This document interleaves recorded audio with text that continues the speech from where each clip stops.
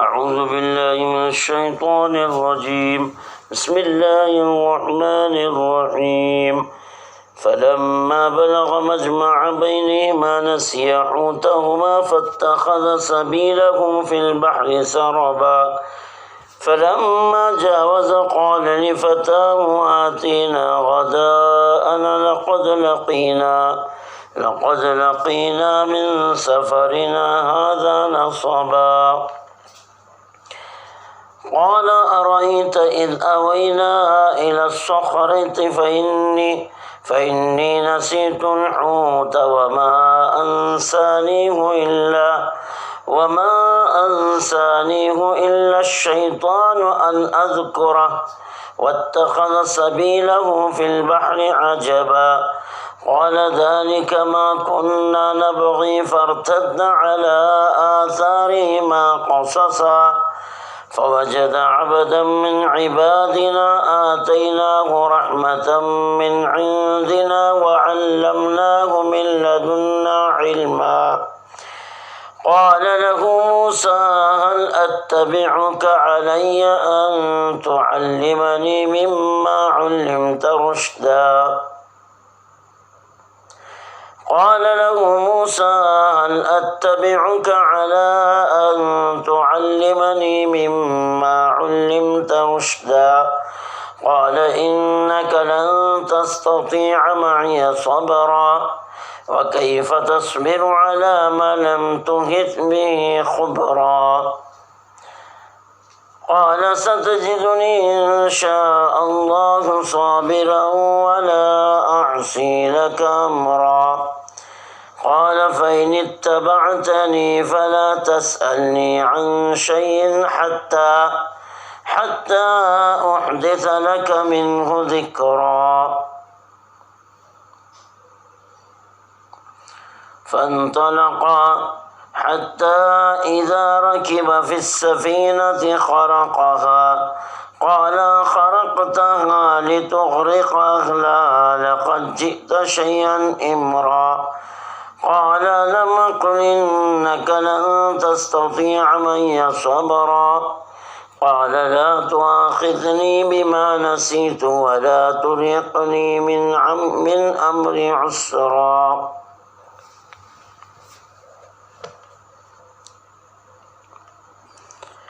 یہاں سے اس واقعے کی حقیقت کو بیان کیا جا رہا ہے.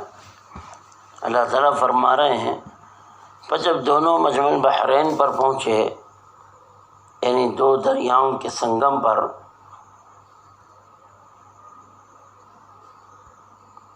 یعنی وہ پتھر تک پہنچے موسیٰ علیہ السلام وہاں سو گئے اور بھونی ہوئی جو مچھلی تھی جو زندہ ہو کر سمندر میں چلی گئی. بعض لوگوں کا خیال ہے کہ اس پتھر کے پاس آب حیات کا چشمہ تھا.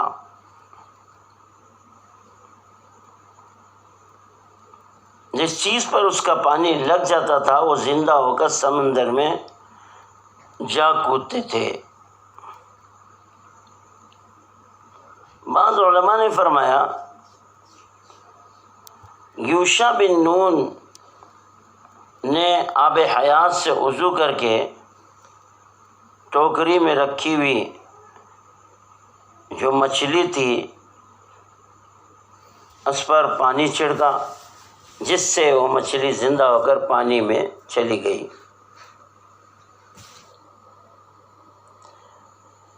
آگے فرماتے ہیں تو دونوں اپنی مچھلی کو بھول گئے. نسی حوتہما یعنی موسیٰ علیہ السلام مچھلی مانگنا،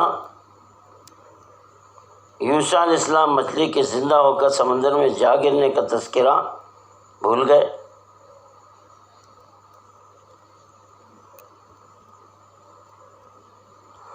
حقیقت میں فرمایا کہ یوشع علیہ السلام نے جب وہ مچھلی کود کر چلی گئی یہ بتانا بھول گئے.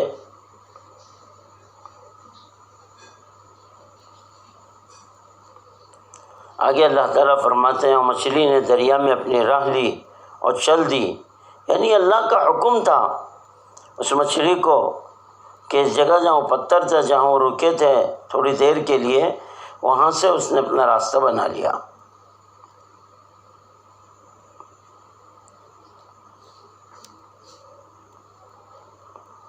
آگے اللہ تعالیٰ فرما رہے ہیں اس کے بعد جب دونوں آگے بڑھے اور چلتے رہے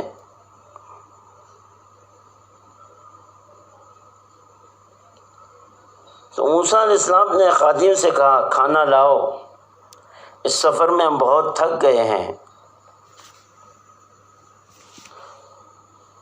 غدا کہتے ہیں صبح کے وقت کے کھانے کو، عشاء کہتے ہیں شام کے وقت کے کھانے کو۔ نصب ایک تھکان۔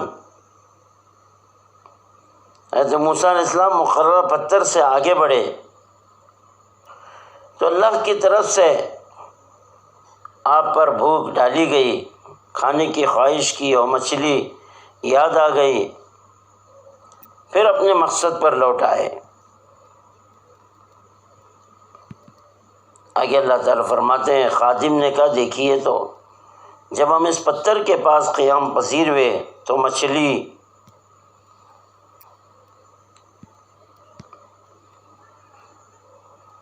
کا تذکر کرنا میں بھول ہی گیا اور شیطان نے ہی مجھے بلا دیا، یعنی شیطان کی طرف سے حرکت ہو گئی کہ مجھے یہ بتانا کہ مچھلی جہاں پتھر کے پاس رکے تھے وہ مچھلی نکل چکی تھی، یہ مجھے شیطان کی طرف سے بھول ہو گئی، شیطان نے ہی مجھے بلا دیا۔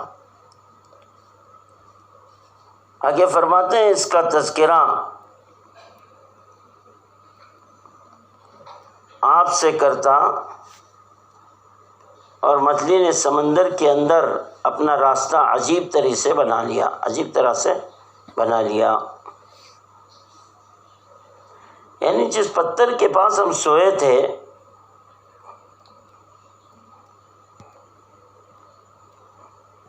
اس پتھر کے پاس سے مچھلی نے اپنا راستہ بنا لیا ہے۔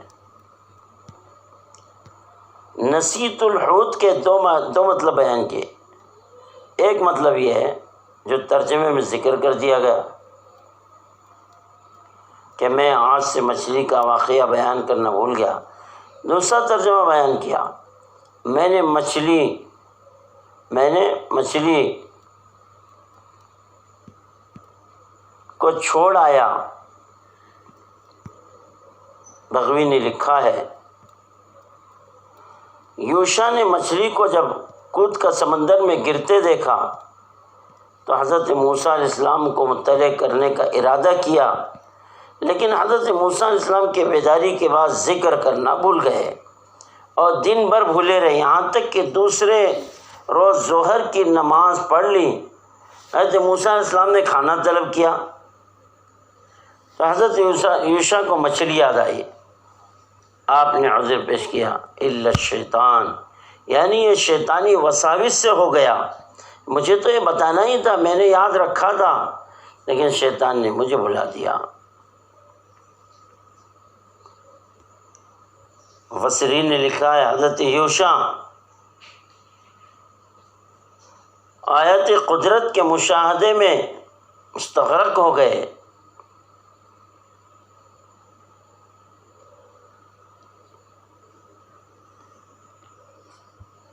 اللہ کی یادوں میں فنا ہو گئے، جس کی وجہ سے مچھلی کا تذکرہ کرنا یہ بھول گئے۔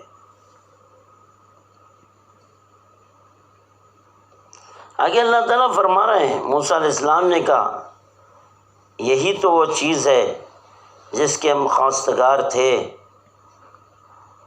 چنانچہ دونوں نقش قدم پر لوٹ آئے، یہاں تک کہ مقررہ پتھر تک پہنچ گئے۔ وہی مقام حضرت خضر علیہ السلام کی ملاقات کا تھا۔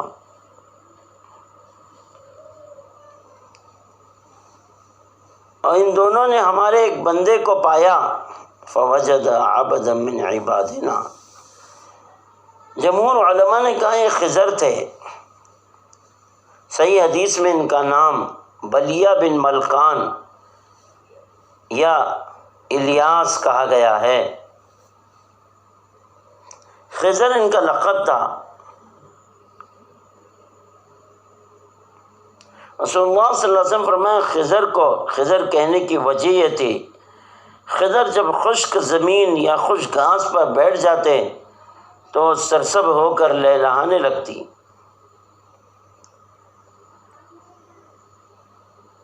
حضرت مجاہد رحمہ اللہ نے فرمایا خضر جہاں نماز پڑھتے تھے ان کے ارد گرد سرسب و شادابی ہو جاتی۔ تو بتاؤ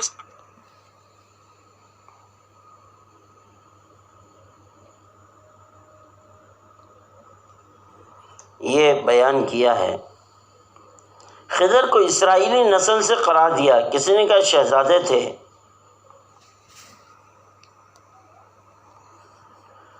حضرت مفسر رحمہ اللہ مفسرین نے فرمایا ہے، مختلف اقوال ہیں، خضر اسرائیلی نہیں تھے ورنہ موسیٰ کا اتباع کرنا ان پر لازم ہو جاتا۔ موسیٰ علیہ السلام بنی اسرائیل کے پیغمبر تھے۔ خیر یہ مختلف باتیں ذکر کی گئی ہیں۔ جب حضرت موسیٰ علیہ السلام وہاں پہنچے اس پتھر کے پاس، دیکھا کہ ایک شخص ہے جو کپڑے اوڑھے ہوئے ہیں، چت لیٹا ہے اور کپڑے کا کچھ حصہ سر کے نیچے دبا ہے۔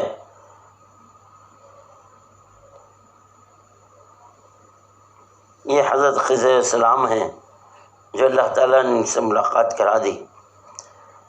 آگے اللہ فرماتے ہیں جس کو ہم نے اپنی طرف سے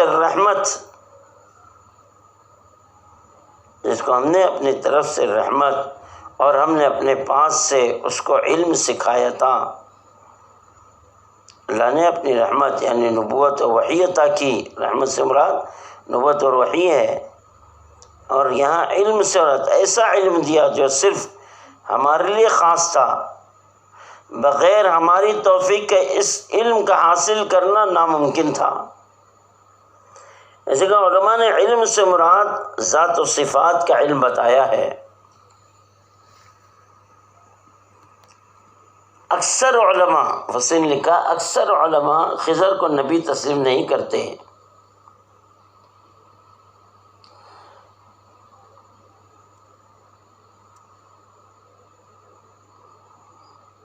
لیکن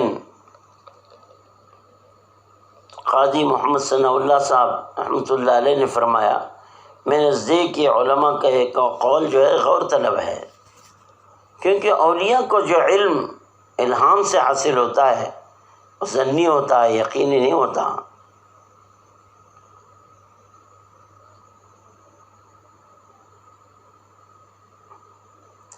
خیر یہ لمبی تفصیل اس میں بیان کی گئی ہے، اپنے اپنے اقوال بیان کیے ہیں۔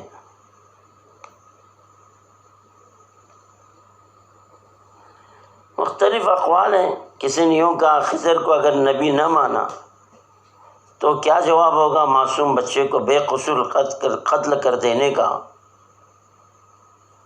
بعد نے کہا ان کو الہام سے یہ معلوم ہو گیا۔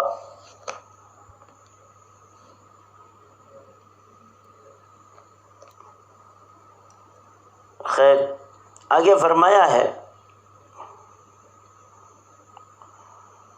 موسیٰ علیہ السلام نے اس سے کہا کیا میں آپ کے ساتھ اس شرط پر رہ سکتا ہوں کہ اللہ کی طرف سے جو علم مفید آپ کو سکھایا گیا ہے اس میں سے کچھ آپ مجھ کو بھی سکھا دیں؟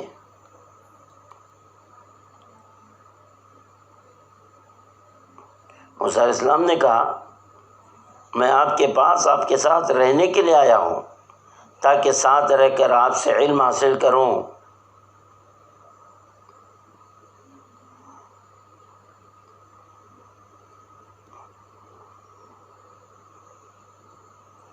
تو حضرت موسیٰ علیہ السلام کو اللہ نے بھیجا تاکہ وہ خضر کے پاس جائیں، وہ تم سے زیادہ علم جاننے والا ہے، یہ بتانے کے لیے اللہ نے بھیجا کہ میرے ایسے بندے ہیں جو تمہارے پاس علم نہیں ہے، وہ علم ہم نے انہیں عطا کیا ہے۔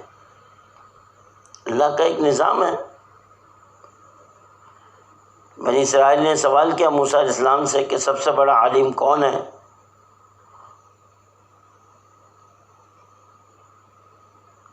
تو اللہ تعالیٰ نے یہ بتانے کے لیے کہ سب سے بڑا عالم فوق کل ذی علم علیم، ہر جاننے والے کے اوپر ایک جاننے والا اللہ نے رکھا ہے۔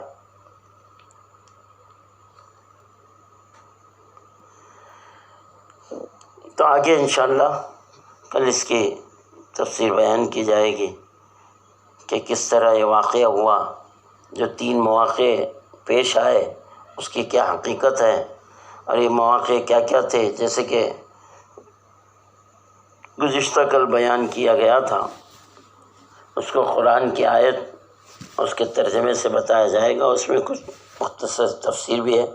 اللہ تعالی ہم سب کو صحیح راہ پر چلنے کی توفیق عطا فرمائے، علم نافع کی دولت سے مالا مال فرمائے۔ وآخر دعوانا الحمدللہ۔